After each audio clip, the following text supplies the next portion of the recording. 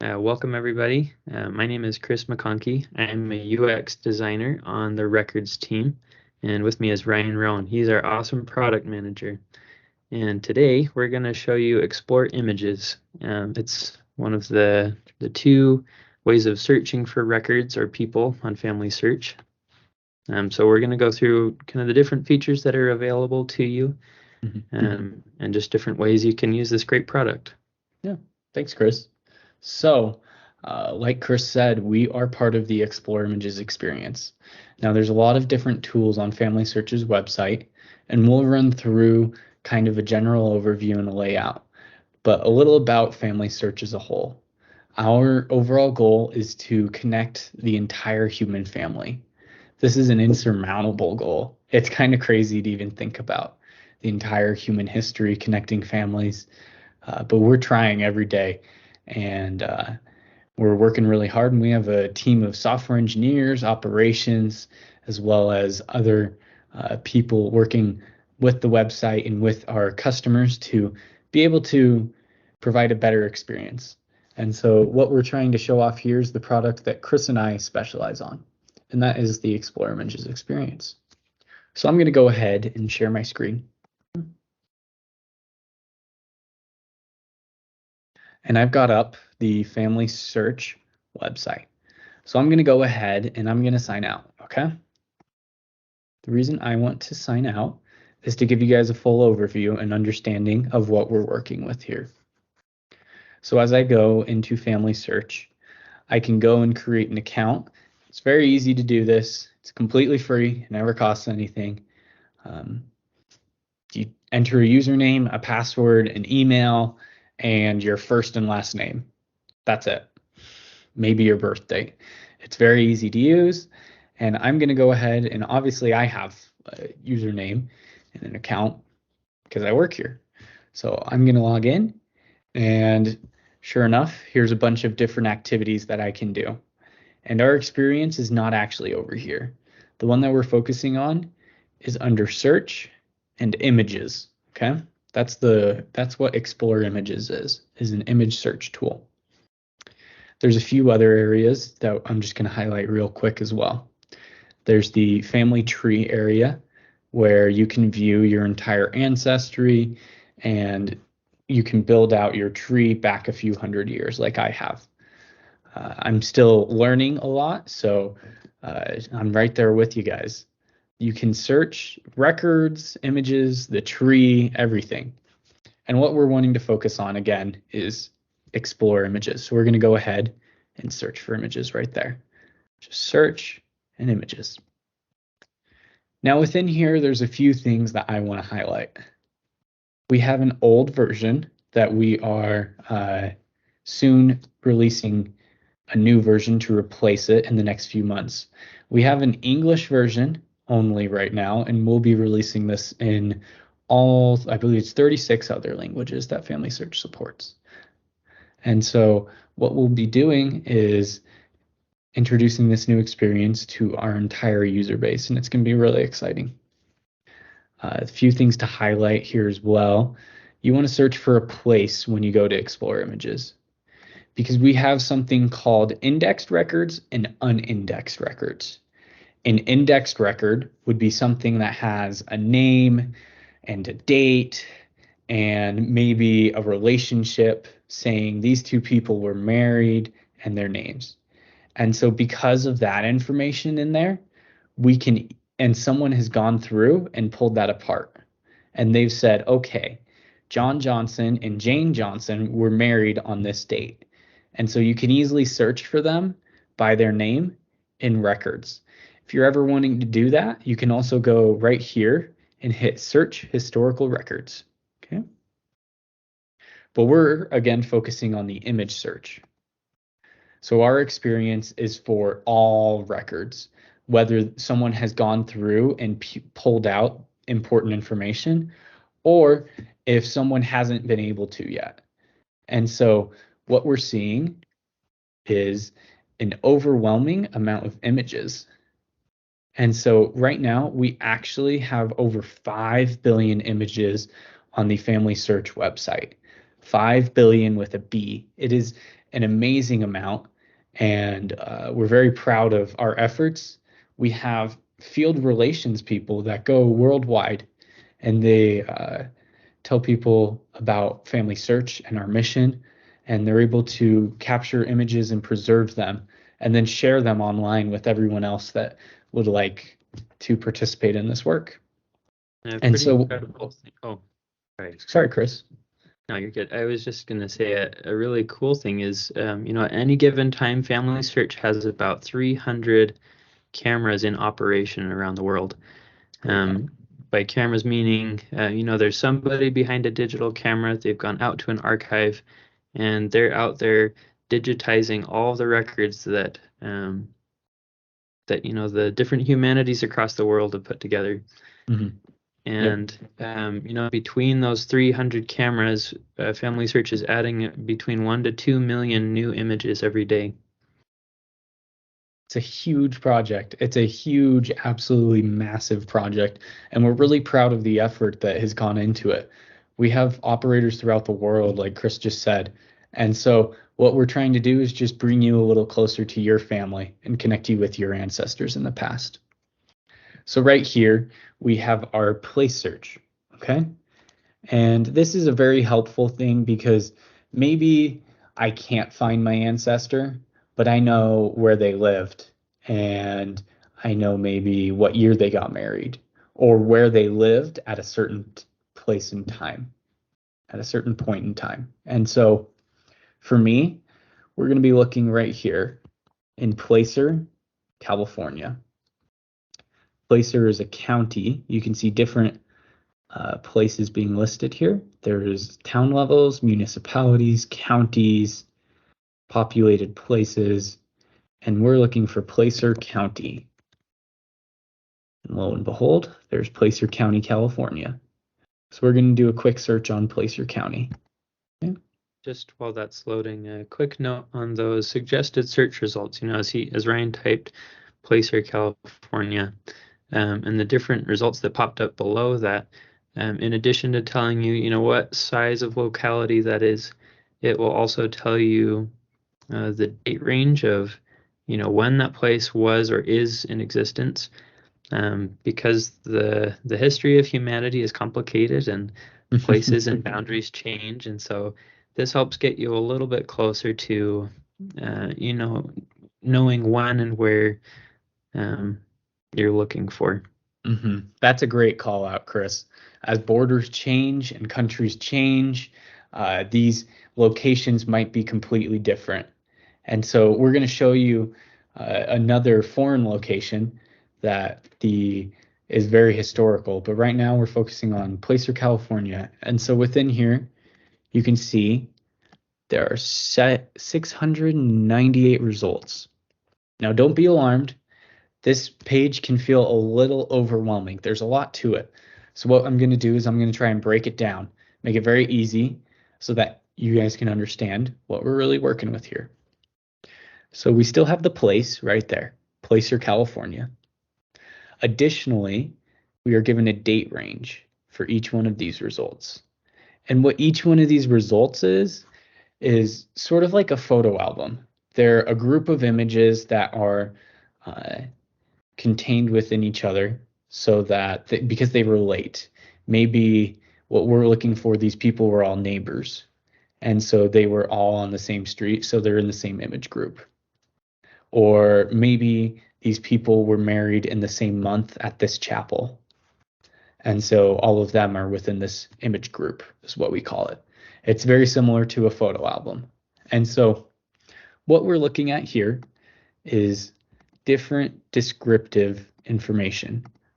And so you can see the place, the date, the record type, a probate estate case file, the number of images within it, and each of these photo albums can vary, as you see right here at the top two results. We're looking at 1,400 images or 57 images. They really do vary. So the closer and more accurate of information you can give this search, the better your odds are of finding the right information. And this kind of a note on, as you're trying to find the right photo album, so to say, is to start broad, like with just a generic place, and then try and whittle it down. If you start with too much information at the beginning, um, you might not end up with quite the results you're looking for. But by starting broad and slowly whittling down, that can help you find um, more accurately the things that you're looking for. That's a great idea, Chris. And that's exactly what we're going to do with this result here. So real quick, there's also something called images indexed. This column right here. All this shows is if these image groups, if these photo albums, so to speak, have images in them that someone has gone through and they have pulled out all of the vital information for them. And that doesn't mean that the vital information still isn't in there. It just means that now it's searchable on a record and you can be able to search by a name rather than just a place. And so images indexed is a really important indicator and can be very helpful for users to see what has and has not already been searched through to make their own search easier. What we are going to do is we're searching for someone that's near and dear to me in the 1950 census. Okay? The United States conducts a census every 10 years. So here's the 1951. So we're going to type in the year 1950. And let's say we weren't sure exactly what year. We could type in a date range as well, 1940 to 1953. And we could do that if we needed to. We could also type in after 1949 if we wanted to. And these results would all yield slightly different, but probably fairly similar. Okay?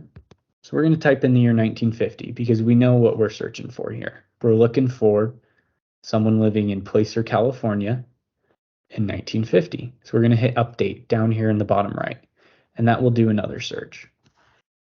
So Ryan, as you're typing 1950 here, the search results will show either records that have just 1950 or contain 1950 within a date range, right?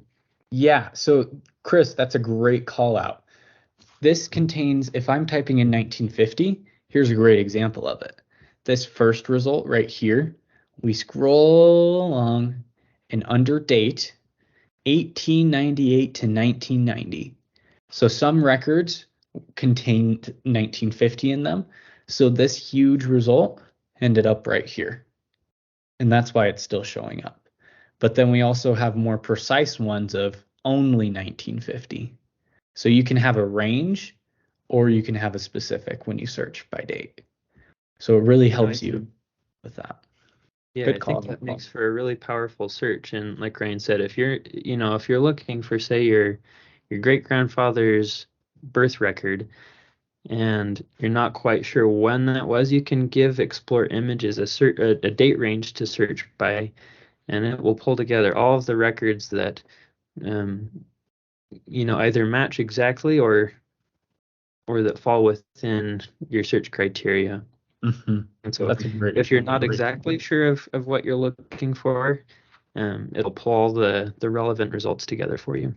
Yes, it absolutely will. And that's a great call out here. So I know exactly, because I've done this before, what I am looking for here. And so the specific image group that I'm looking for is actually this one up at the top now, the one that I'm circling. And on here on the left, you have View Indexed Records. And this will take you over to view the records, and you can search them by name because someone has gone through and pulled out all the names and they've written them down online so that anyone can search them. And maybe that's something that you would like to do in the future is index these records. And it's a great help to our patrons and other users to be able to connect their own families. But right now, we're teaching you how to use Explore Images, so let's dive in. Right here is the result that we're looking for. A couple things that tell me this is the result we're looking for is the date is 1950. It's a United States Census record. And there's 55 images. And if I wanted more information, I could even find the volume. I knew that my family lived outside of Colfax City in California. So we're going to head into here and we're going to view this image group. We're going to open up this photo album, so to speak. And as we open it up, here's a few more things to note. Over here on the right, we have the image group data is what it's called. And all this is that information that was listed as a row across is now listed on the side here for reference. Okay. We also have a big button that says attach to tree. And we'll go through that here in a minute, but that's an important part of using Explore Images. Now going through here, you can view the initial record. And usually these will end up being title pages that sort of explain what this photo album image group is. Or you can go through after that and you can type it on these arrows right here and hit these arrows to pan through and view all of these different images. And as we go through and we pull up these images, I want to call out a few more things. As we're viewing these images, they might be hard to read at this length, but now let's zoom in a little more and a little more, and they become clearer and clearer. We have some amazing technology that is called deep zoom. And all that means is that it's very easy to get really close up to a document without losing any of that quality, and you can see an image very clearly. Couple other things to call out is we have some tools right here. Toggle controls is right here in the middle. And if you click on that, you can change the brightness of a document. You can change the contrast. And you can even invert the colors. If I could note here, with those, 1 to 2 images or 1 to 2 million images we're adding daily, that incorporates a lot of different kinds of records. We have well kept census records here, and also images that go back 1,000 years, or I should say images of records that date back 1,000 years. And sometimes those records are not very well preserved, or the ink has bled, or maybe there's been some water damage. And so these image adjustment controls can be really helpful in fine-tuning it so that it's easier to read. Absolutely, Chris. That's a great point. These are very useful, and maybe these aren't the most useful on this document, but overall they're very helpful to help you understand what is written in there, especially when you're dealing with Old English, cursive, foreign language, something like that. So here we've adjusted our image how we like, and we're gonna just hit open panel, and that'll take us back to where we were. Now I already know exactly which image my ancestor is on. They're actually on image 48. So I can type in image 48, or I can go and scroll back out to it. I'm just going to type it in over here in the top left. Okay. And now we can see this is the image that my family member is from. We can go in and slowly zoom in. And as we zoom in, our picture becomes more clear and we can find. Here we go. So at the top here is described what is the name of the head of this household. So we know exactly which column this is describing. And this is describing names. So we have Harry, hers, Hirz. And then underneath that is his entire family. And the person I'm related to is Ned B, and last name, hers, right there.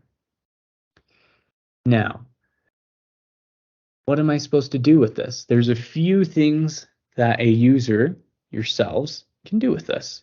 we can go over here on the top right. My mouse is over here now to image index. And under that, we have each individual person highlighted. And this does not exist for every record that we have because we have 5 billion records.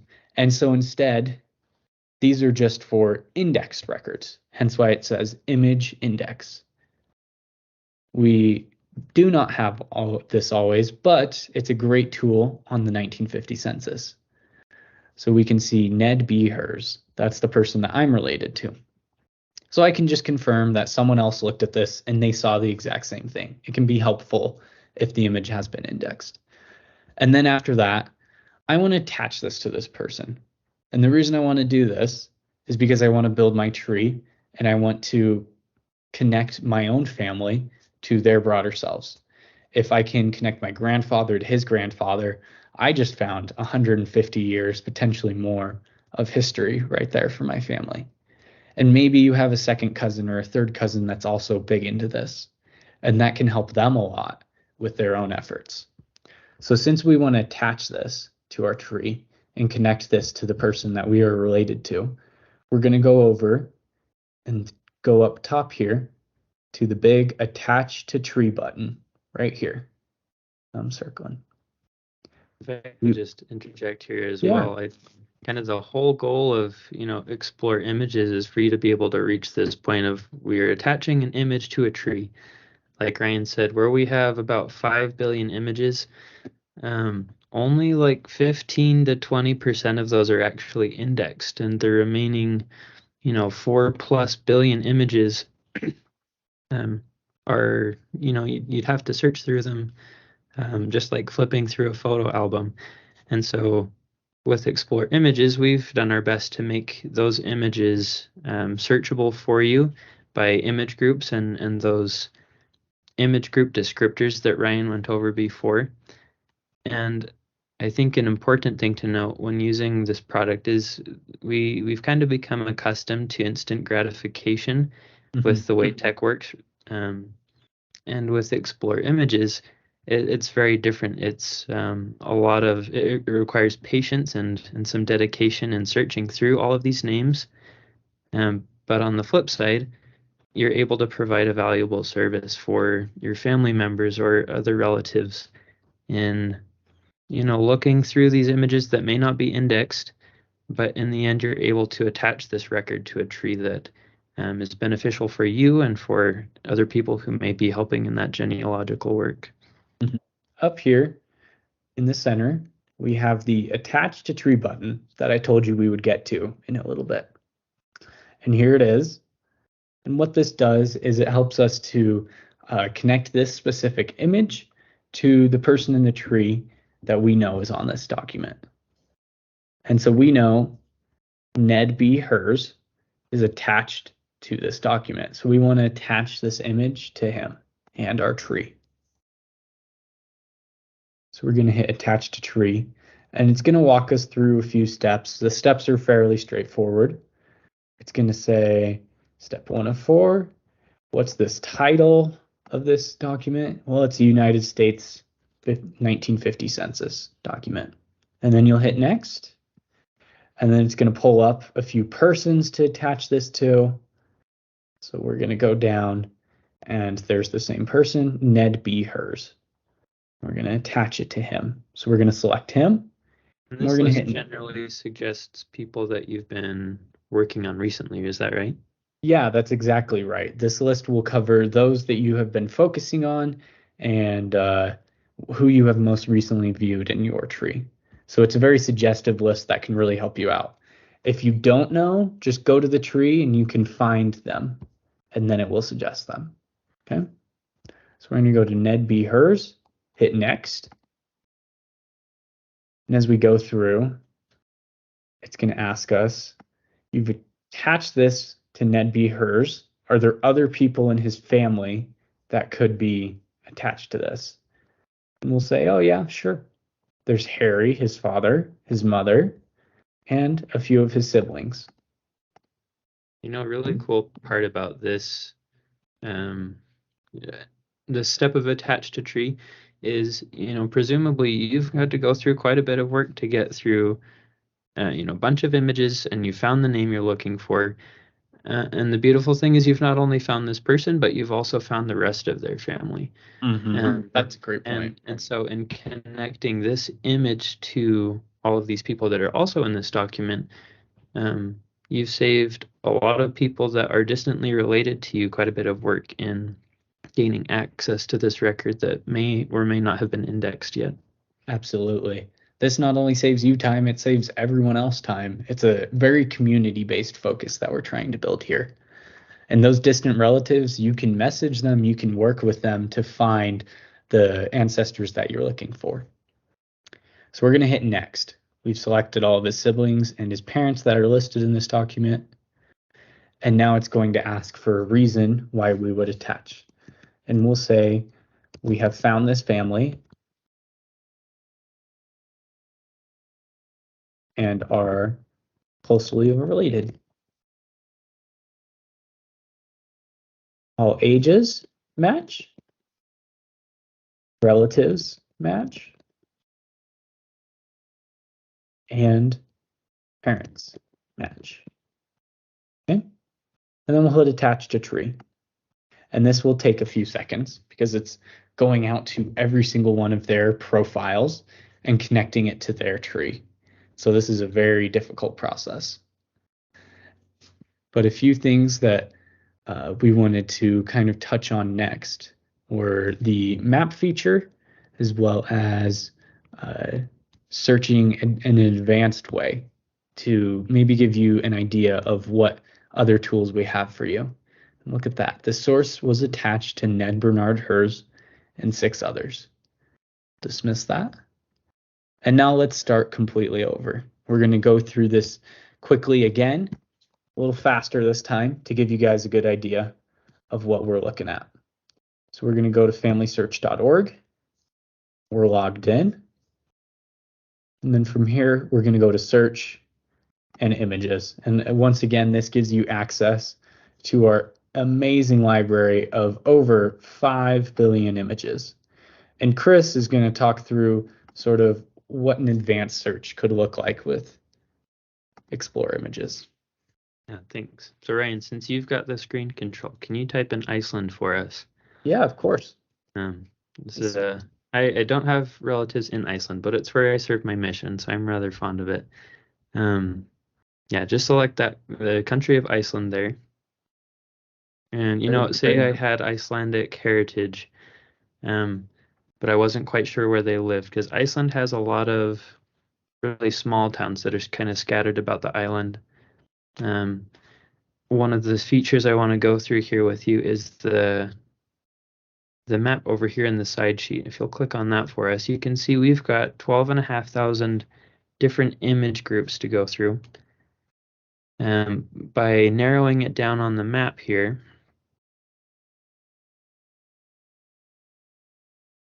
let's try that again.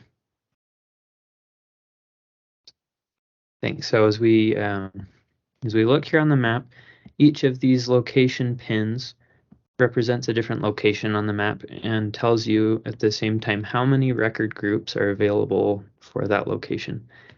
So if we'll zoom in to the capital, Reykjavik, down there we can see that Reykjavik has 358 records. We'll select that pin. And then when you click View Results, it'll take you back to the list of search results we saw earlier. And clicking on that pin is kind of a visual way of narrowing down all the search results we have left. Mm-hmm. If you look over on the right side of the page again, under the map, there's the button that says Show Advanced Search. And what we can do here is, all of these column headers that are in the list, those are different categories we can search by. We'll filter down by record type, for example. When you click into it, you can see it gives you suggestions of, we've got birth records, we have census records, and it tells you how many of each of those record types are available for your current search criteria. Let's click on, let's do birth records. 8's a nice specific number for what we're looking for. And then we can, we'll click on that first image group, see if I'm not quite sure which of these groups to look through. Looking at the actual images might give us more of a clue of where to look next if this isn't the right one. But that's kind of a way of, using those search categories in the side sheet to narrow down your search results more than just by the, place and date. Absolutely. So the last thing that Chris and I wanted to call out to you guys is, here's my mouse. Down here over on the bottom left, we have a button that says feedback. And you can give us feedback at any time.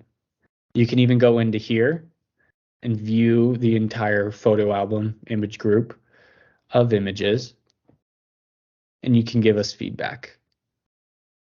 You can hit We'd the love to feedback. hear your feedback, whether it's your Yes. your successes or your struggles.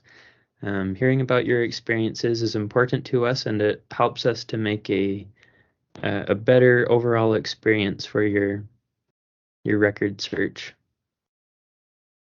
Yep. And this does go directly to us as well as our colleagues. We take this very seriously and we want to hear all of your experiences. So please leave your information. You could leave your email. If you want to leave your email, we may reach out and see what feedback you have for us. It'd be very helpful. And we really appreciate you taking the time to listen to this video and come to our site and work with us. We really appreciate it. Thanks all. Thank you.